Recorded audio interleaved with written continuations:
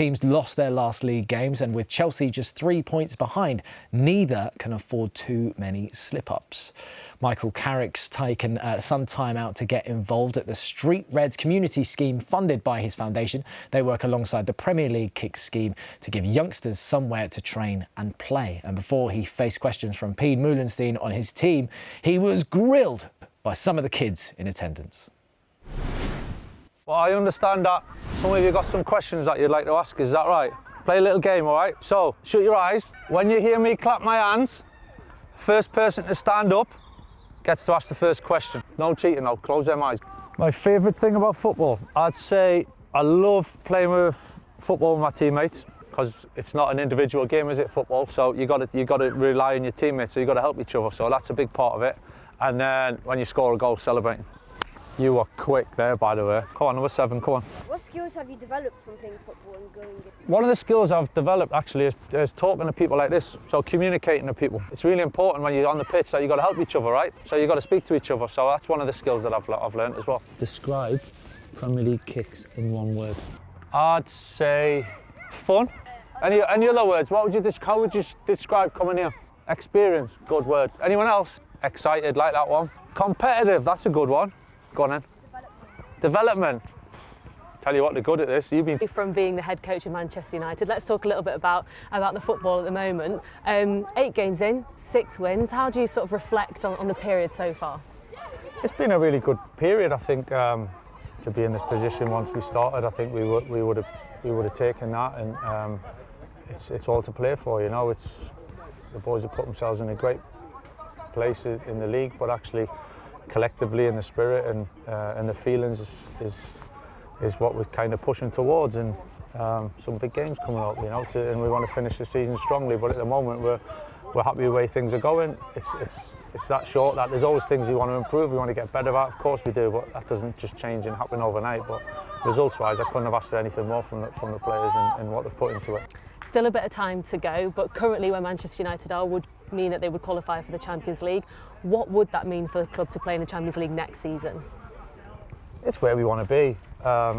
It's not easy, it's not a given that we'll get there. I think we had a lot of years where it was kind of expected, and it was just kind of what happened, which kind of shows now how difficult it is to achieve that level of consistency, and it's where we want to be, and for all different reasons, but just purely because it's such a good competition, and we want to be pushing the boundaries of how good we can be as a team and as a club. So we're definitely pushing for it. There's good teams involved in it, so we're not taking anything for granted, but we're really positive with the end of the season and what we can possibly achieve. Michael Carrick for you there. So I'll come to you. Is this the real test for Michael now? Because he's come off a bad result. You know, some people were saying when everything's going well, it's fine, but you want to judge him when the results aren't necessarily going their way, or when the fans are saying, "Oh, the football's not great." Yeah, when he come in, he was win, and everybody's going to get the job. He's going to get the job.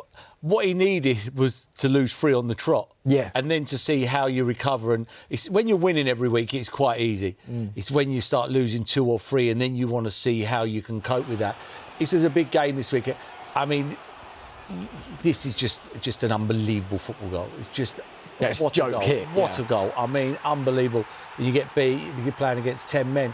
Big football match this weekend. I think if they win this game, he's at the moment not been offered the job because of what happened with Solskjaer, which is unfair in my opinion. Well, what do you mean? Well, because when Solskjaer come in, you know, he done brilliant. You remember everybody was saying, "I'll give him a contract, sign him up forever." And then you see the pictures at Watford away when he goes over. He looked destroyed. Yeah. You know, he looked lost.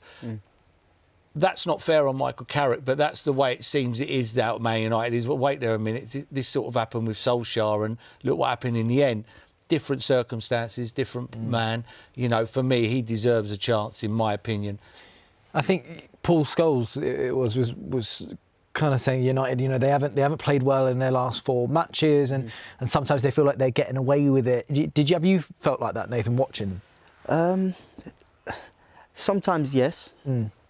And when I say that, I mean, you know, you've been in dressing rooms as well, and you've been in games where sometimes you can't the team is just not performing well, but somehow you need to get a result. And sometimes, you know, you're the lesser of the opposition. Sometimes you're you know, one of the teams that's fighting at the top, and you're going to have days where 60-70% of the team is potentially not playing well in terms of the personnel playing. Yeah.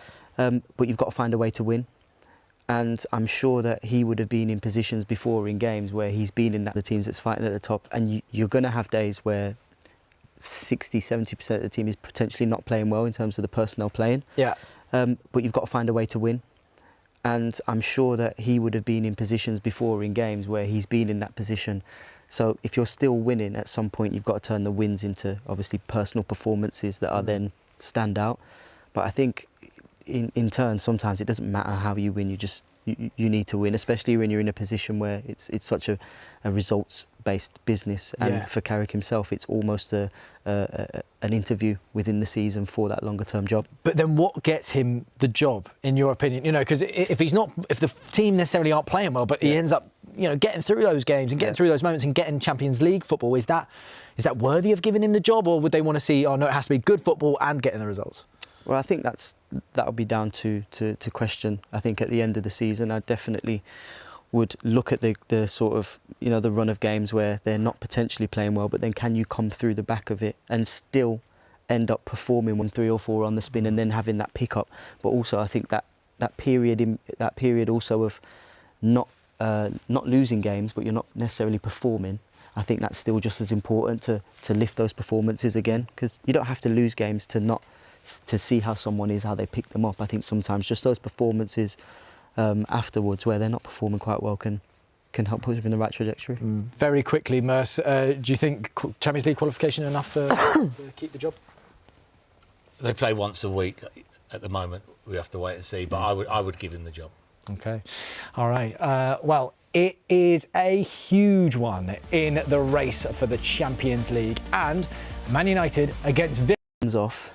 Yeah, we don't have this discussion. And I think he's probably just brave enough in his ideas, in his genius, shall we say, that he's brave enough to try these things. It doesn't work, okay, no problem. But if it comes off, it's a completely different conversation, isn't it? So I think it's something that we have to, that he's brave enough to try these things. It doesn't work, okay, no problem. But if it comes off, it's a completely different conversation, isn't it? So I think it's something that we have to expect with a manager of his calibre who's going to try new things, because as he's alluded to in his previous interviews before, that he can't continue to win year on year on year with the same crop of players because of desire, hunger, you know, how the players are in their bodies, if they can do it. Sure. So it's all relative to him. But as I said, if it comes off, he's got enough credit in the bank to get away with a selection like that. Totally.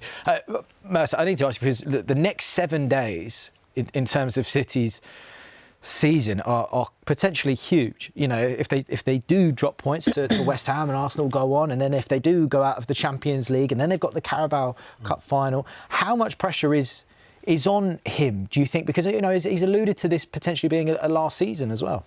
Yeah, it's a big week, but